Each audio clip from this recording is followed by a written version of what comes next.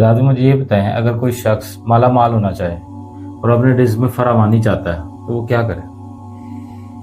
رزق میں فراوانی کے لیے بہت سارے اللہ کے نبی صلی اللہ علیہ وسلم نے ایون قرآن میں بہت سارے طریقے ہیں.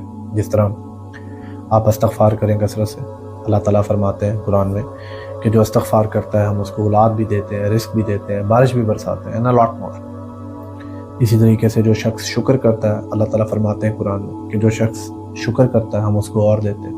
اسی طرح سے چیریٹی، جو شخص چیریٹی کرتا ہے، وہ کہتے ہیں نا کہ اگر آپ کا خرچہ تنگ پڑ رہا ہے تو اپنا خرچہ بڑھا لیں، کسی کا لوڈ آپ ڈال دیا کریں، کسی کو آپ ایسے ہی اسسٹ کر دیا کریں، کسی کی روٹی کی ذمہ داری دوپہر کی لے لیں. آپ کا کوئی آفس بوائے ہے اس کی روٹی کی ذمہ داری لے لیں. ہفتے میں ہاسپٹل جا کے کچھ 50-60 لوگوں کو جو باہر بیٹھے ہوتے ہیں گورنمنٹ ہاسپٹل میں 100 لوگوں کو کوئی نان حلیم کھلا دیا کریں، کوئی چیریٹی کر دیا کریں، کچھ بانٹ دیا کریں. اپنے آس پاس دیکھا کریں کون ضرورت میں ہے اس کی مدد کر دیا کریں.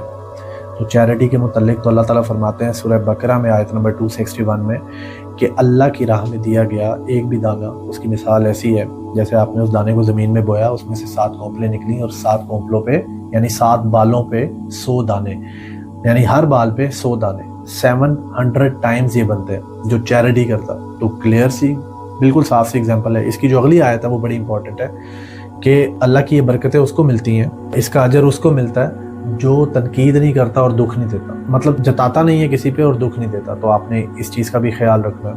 پھر اس کے علاوہ آپ نے باوضو رہنا. آپ نے دیکھا ہوگا کہ اللہ تعالیٰ ہی کرواتا ہے، لیکن آپ نے دیکھا ہوگا جب بھی نماز کا پوچھتے ہیں تو میں باوضو ہوتا ہوں. تو آفس ٹائمز میں آپ باوضو رہیں، حلال رزق کمائیں.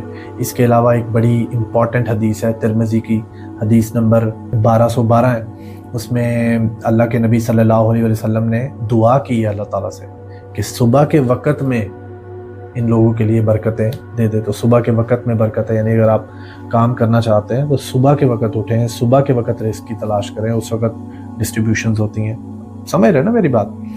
اسی طریقے سے اور بہت ساری دعائیں ہیں، بہت سارے طریقے ہیں جس سے آپ رزق کو بڑھا سکتے ہیں. لیکن میں ایک بات کہوں آپ سے بڑی امپورٹنٹ، اور وہ یہ کہ اللہ تعالیٰ سے بہت زیادہ مال مت مانگیں، بہت زیادہ دولت کی تمنا مت کریں. بہت اچھی بات ہے آپ شکر بھی کریں، استغفار بھی پڑھیں، باوضو بھی رہیں، وہ رزق کی فراوانی کے لیے ہوتا ہے. رزق میں بہت ساری چیزیں ہیں، رزق میں آپ کی اولاد بھی ہے، رزق میں آپ کا مال بھی ہے، رزق میں آپ کے سورسز بھی ہیں، رزق میں آپ کی سواری بھی ہے. بہت ساری چیزیں جو ہے نا وہ رزق میں شامل ہوتی ہیں.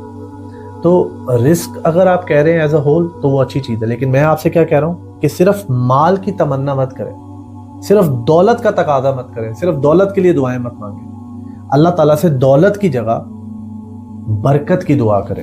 دولت کی جگہ پہ اللہ تعالیٰ سے کیا مانگیں؟ برکت مانگیں. اس کی ریزن پتہ کیا ہے؟ دولت کا آپ کو حساب دینا پڑتا ہے، برکت کا کوئی حساب نہیں دینا. اور برکت ایک ایسی چیز ہے جس کو صرف محسوس کیا جا سکتا. آپ کو پتہ ہے آپ 60,000 کما رہے ہیں لیکن ختم نہیں. آپ کو پتہ ہے کہ آپ 4 گھنٹے کام کر رہے ہیں لیکن سب سے زیادہ کام کر رہے ہیں. آپ کو پتہ ہے آپ نے 1 مہینے کا راشن ڈلوایا لیکن 1.25 مہینہ چل گیا، 1.5 مہینہ چل گیا. آپ کو پتہ ہے آپ نے 1 پلیٹ سالن منگوائی ہے لیکن 4 بندوں نے روٹی کھا لی. یہ برکت کے ایلیمنٹس ہیں، یہ نظر نہیں آتے، یہ بس محسوس کیا جا سکتا ہے اس کو. لیکن بذات برکت کس طرح ہے؟ اللہ تعالیٰ اس بات کا جواب قرآن پاک میں دیتے ہیں. اللہ تعالیٰ فرماتے ہیں سورہ اعراف میں آیت نمبر 96 میں، اللہ تعالیٰ فرماتے ہیں کہ یہ بستیوں کے لوگوں کو چاہیے کہ یہ ایمان لائیں اور تقوی اختیار کریں تو ہم ان کے لیے برکتوں کے دروازے کھول دیں گے، زمینوں اور آسمانوں کے. صرف زمینی برکتیں نہیں، آسمان سے بھی آپ پر برکتیں نازل ہوں گی اگر آپ 2 کام کریں. کیا کریں؟ ایمان لائیں، بیسک نیڈ، اور تقوی اختیار کریں.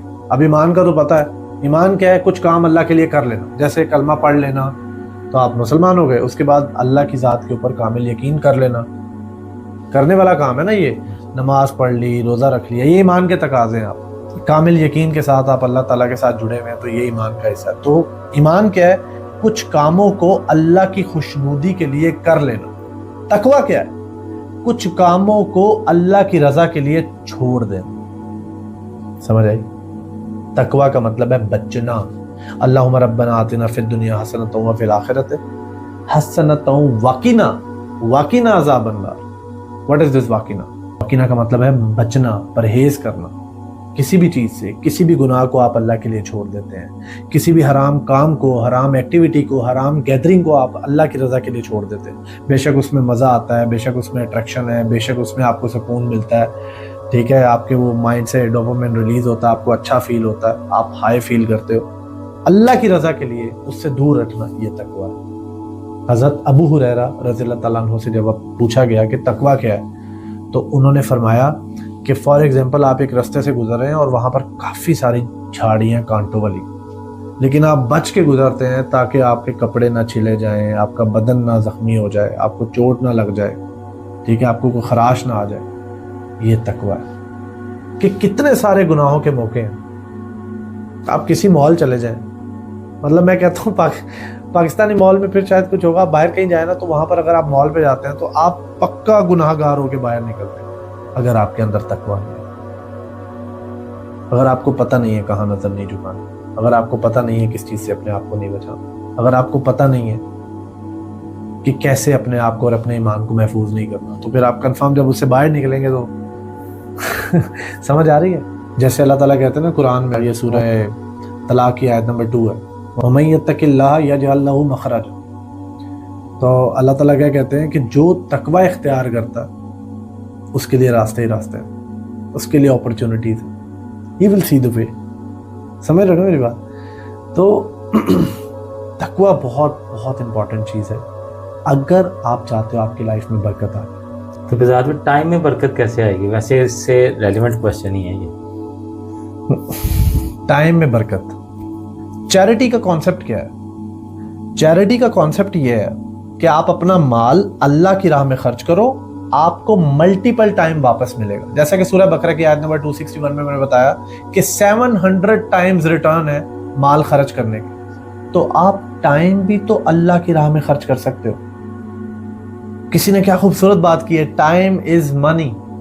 टाइम और पैसे को अगर हम इक्वल समझ लें, हालांकि टाइम ज्यादा इंपॉर्टेंट है, तो जैसे आप माल अल्लाह की राह में खर्च कर रहे हो तो टाइम भी तो खर्च कर रहे हो ना अल्लाह की राह में। तो अगर आप अपने टाइम को अल्लाह की राह में खर्च करना शुरू कर दोगे तो यकीन करो कि आपको ये महसूस, बरकत मैंने बताया ना बरकत क्या है, आपको ये महसूस होगा कि अल्लाह ताला ने आपके टाइम में बरकत डाल दी। सबका 24 घंटे का होगा, आपका 36 घंटे का, 48 घंटे का, 72 घंटों का दिन होगा। आप जितना काम कर सकोगे उतना लोग हफ्ते में नहीं कर सकेंगे। आपने देखा ना कि कोई ऐसे लोग जिंदगी में पैदा हुए जिन्होंने थोड़ा सा स्पैन गुजारा। आप नबी अकरम सल्लल्लाहु अलैहि वसल्लम की लाइफ देखें, 23 साल नबूवत के, 63 साल, मतलब कोई 6300 साल भी रहे तो इतना बड़ा दीन नहीं बना सकता, मतलब कर ही कुछ नहीं सकता वो इस लेवल पे जो नबी सल्लल्लाहु अलैहि वसल्लम ने 63 साल में किया। उसके बाद सहाबा की लाइफ को देखें, उनकी लेगेसी को देखें, उनके ऊपर किताबें जो है उनको पढ़ें, और जितने भी दुनिया में लेजेंड्स पैदा हुए हैं जिन्होंने दुनिया का नक्शा बदल के रख दिया, उनके टाइम में बरकत थी। तो वो टाइम जो आप अल्लाह की राह में खर्च करते हैं उसमें बरकत आ जाएगी। मुझे ये बात समझ आती है। इसी तरह अगर आप चाहते हैं कि आपके टाइम में बरकत आ जाए, मतलब जाहिर सी बात है आप चाहते हैं ना कि आपके टाइम में बहुत ज्यादा बरकत आ जाए, तो उसके लिए एक बड़ा ही जबरदस्त तरीका है जिसको आप फॉलो कर सकते हैं। देखें, आपके पूरे दिन में 24 घंटे होते हैं, किसी दिन आराम से बैठ के गौर से देखें कि उन 24 घंटों में हराम के घंटे कौन से। हराम के घंटे मतलब क्या? वो टाइम जो आप हराम का काम करते हुए गुजारते हैं, वो हराम के घंटे।